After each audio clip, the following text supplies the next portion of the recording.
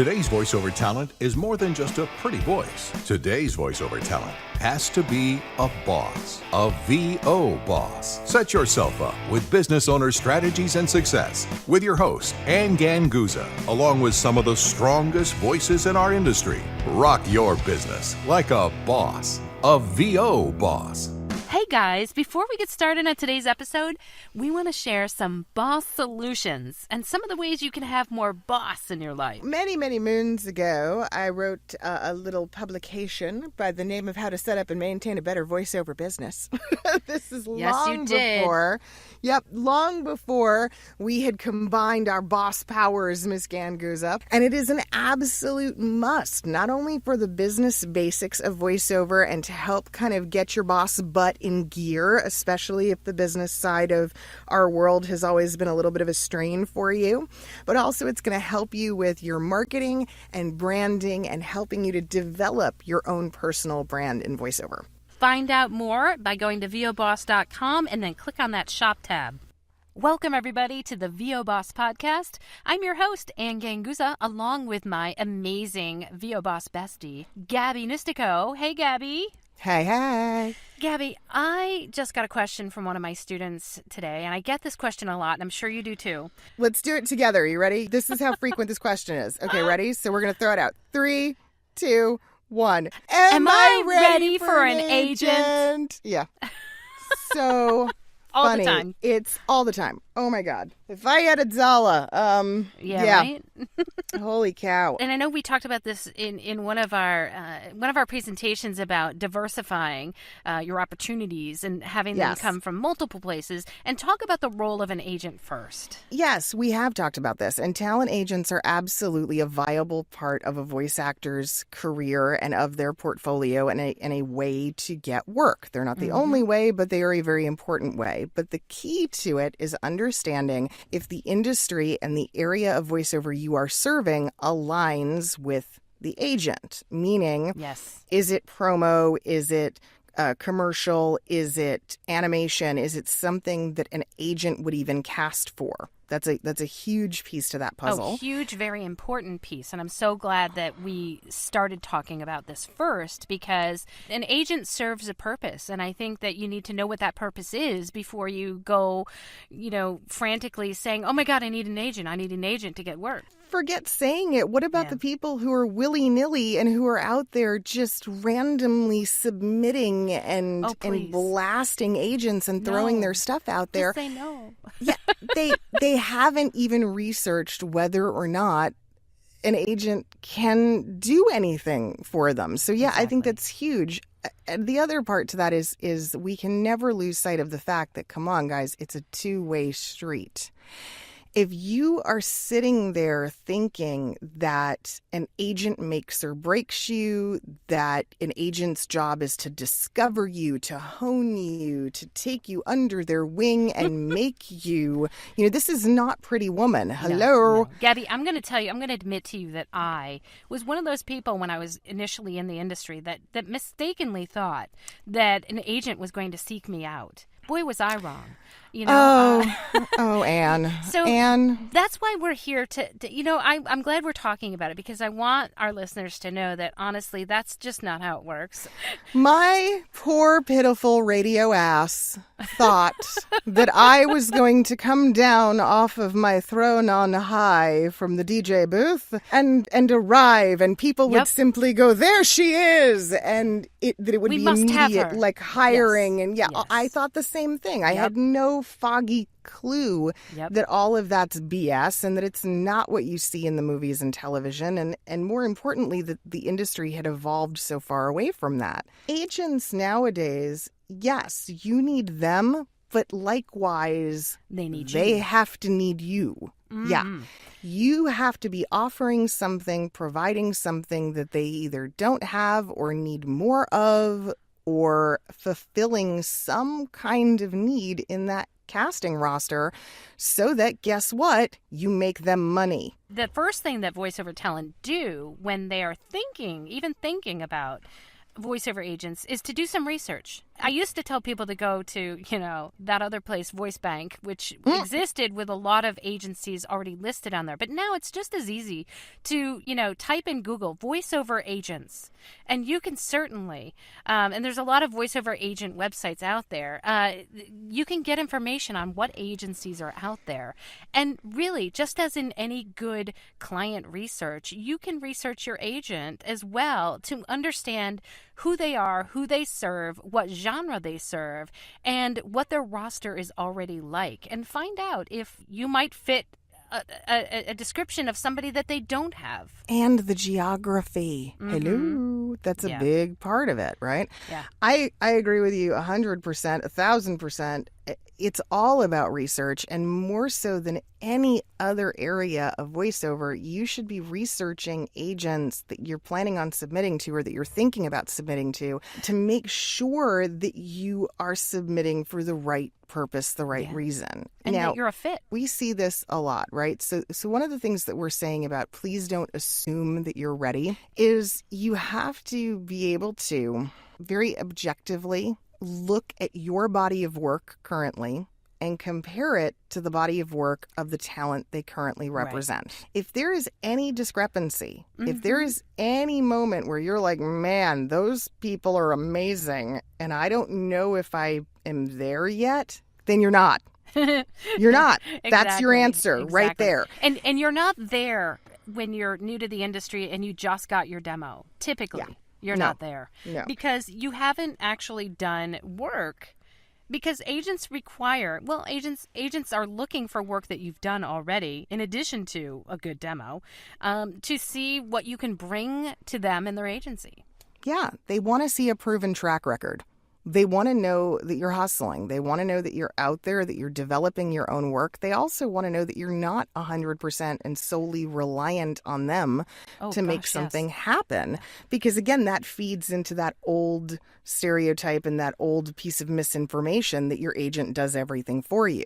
Nuh-uh. In addition to researching your agents online and finding out more about them, but you yourself and your business have to be ready for an agent, because today, a lot of times with this digital technology that's out there, agents are also wanting you to have an online presence, to have the ability to work with them to acquire clients, because it is, as Gabby, as you mentioned in the beginning, it is a two-way street. It's not just the agent serving you. It's also you serving the agent and working together in partnership with an agency so that both of you are mutually benefiting. Yes, and agents absolutely good, not all of them, but many do cyber stalk potential actors. Yes, they do. They will look at your socials. They will go to your own website, and common things that they're looking for.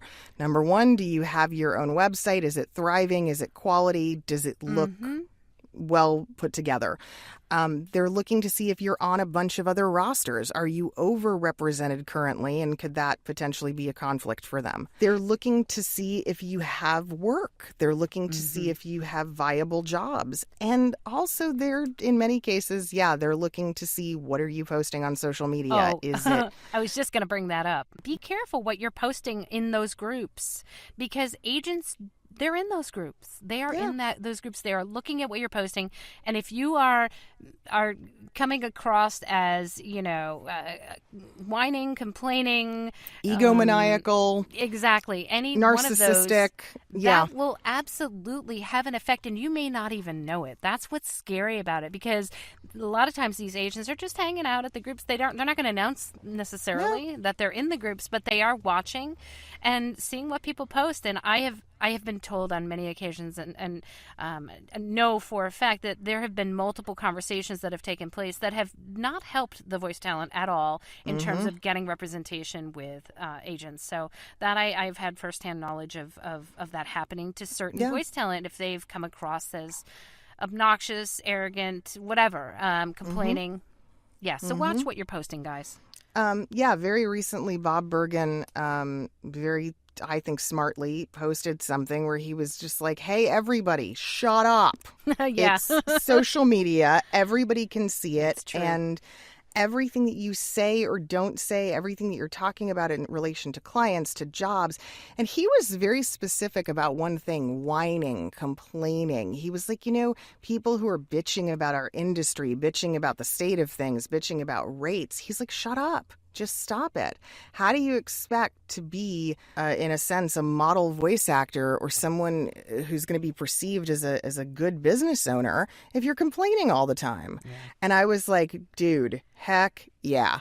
That is so on point. It's unreal. Totally. It doesn't mean that you cannot still stand up for fair rates, or if there's something that happened in the industry that you can't discuss it. However, the majority of what's posted on social media, right, if it's in a group and it's being discussed, could be those controversial topics where people will end up becoming very inflamed. And so that's what we see. That's what agents see. And I think it's important to also understand that you can still stand up for things that are right and fair and not necessarily come off as being whining or complaining about the industry as it is today. It's just, take a different perspective on it. And that's how simple it is. It's turn it around. It's instead of somebody complaining about, some client came to me and offered me a super low ball rate for a job and I told him where he could stick it. Right.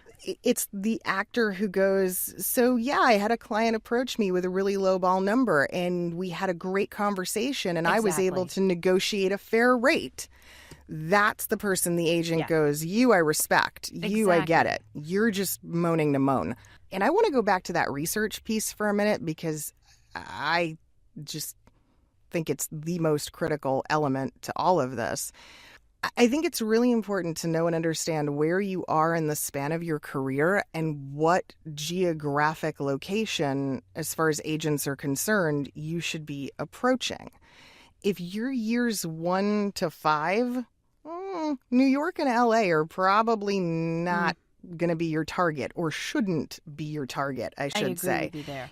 You're not ready for that yet. That's the upper echelon. That's the top of the line.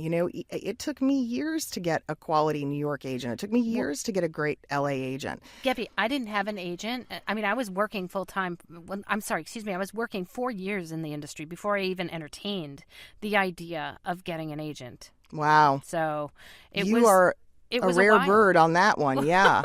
Yeah. I mean, most people seriously, most people are like a few months in and chomping at the bit going, who wants to sign me? Take a map of the country and sort of dissect it and really look at things and go, okay, major markets, big cities, New York, LA, Chicago, Houston, Dallas, Philadelphia. I'm probably not going to be their top choice right now. I need to wait until I have more to show them. And instead, you can focus on smaller to mid-market agencies and companies that, may be in need of your services. You just have to kind of, again, research their roster and know what's going on. When you're doing this, don't carpet bomb. The number of actors that carpet bomb agencies, that just get out there and send, 300 emails to every agency across the country is mind-blowing. Yeah. And it becomes apparent. It becomes very obviously painfully apparent when you are sending the same email or submission to every single agent that's out there. And if you think that agents don't talk amongst themselves, think again. Well, it is a relatively small industry in terms of agents, because honestly, they are going to probably converse with one another about talent to see if, hey, have you dealt with this particular person on this roster? Or, wow, did you see that post that so-and-so just, said on Facebook? And no, that's not going to happen. I remember once years ago being at a party in LA, and 3 or 4 of the top LA agents at the time, all from different agencies, were sitting together at the same table having a drink. Having horror stories. And the outside perspective, it was me and there were a bunch of other voice actors. Like, we were staring at them like we were watching, the mating ritual of some kind of rare species, some rare animal, because we couldn't believe that they were all friends. And then we kind of went, oh, that's how this works. Uh-oh. So really important. Yeah. And also along with that, I think it's knowing and understanding that, and this has happened, I know people this has happened to, when you're carpet bombing, certain cities, they aren't very big. There might only be 2 or 3 agents in their geography. Well, what do you do when you have multiple offers arrive within the same week from the same city? At some point, you have to fess up to those folks that, hey, I also have an offer from this company. None of them take you. They all drop you. They all go, yeah, no, we're not interested. Yeah, and you have to be careful. How many agents is too many agents? And try to get to know people. I mean, remember, agents are people too. It's one of those things where, of course, I think that you should also have a certain amount of respect. I've actually seen lately, Gabby, I don't know about you, but I've seen kind of a different take towards the agents right now because of social media, because of the internet. Like when I was first getting into the industry, it was something that, hey, these are people who can help me get work and I can help them as well.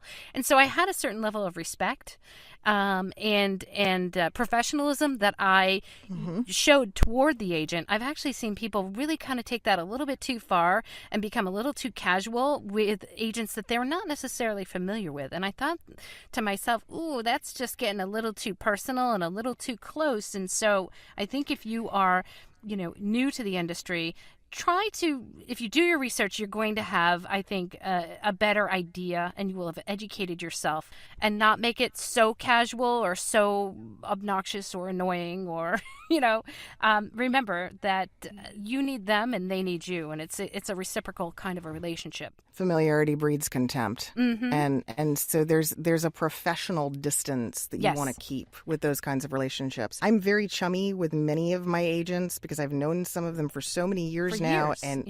But it's almost like we have 2 different relationships. If we're out and we're at an event together, we might be just commingling voice actors. But when I'm at the computer and they're sending me an audition, that is very much my agent. That is a different relationship. And I always have to be mindful of that. Oh, yeah. Myself included. Let's bring it all the way full circle, Anne. So going back to that beginner, that person who's saying, am I ready for an agent?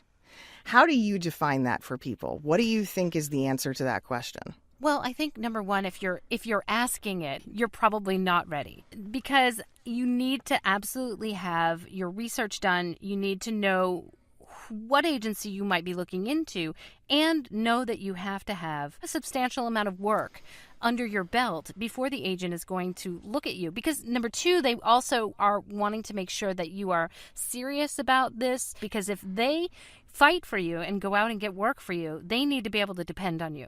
The thing that really is apparent for people when they know they're ready for an agent, there's a certain amount of swagger.